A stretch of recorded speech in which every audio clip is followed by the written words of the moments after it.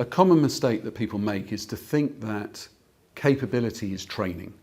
And yes, training is part of capability, but if that's the only thing that you think it is, you're going to be missing some very important other elements that need to be thought about to drive the change that you are looking to drive. So we think there are 5 levers of capability that need to be taken into account. And there are 3 that are the fastest and easiest to change. The first is what's valued. And this is about the adage that what gets measured gets done.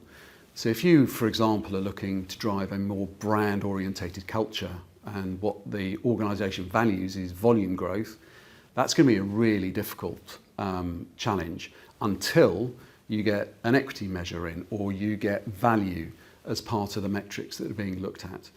The second thing is then ways of working, and it's how things are done within and across teams. Is it clear who's doing what role each team plays? So ways of working really fundamental. The third lever, and this is really where training comes in, is skills. And that's the quality of what's done and establishing the floor height and then getting the ceiling height right. So those are probably the first 3 things that are the fastest way of changing capability.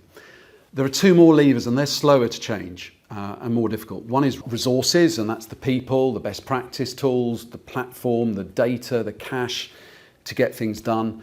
And clearly in a resource constrained environment, it's difficult to change resource, so it can be relatively slow to change. And the final element is structure.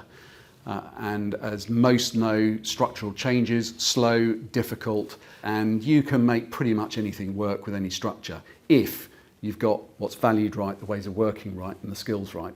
And clearly those 5 levers are all in service of what the business is trying to achieve, the vision, the objective, the strategy that the business is driving for.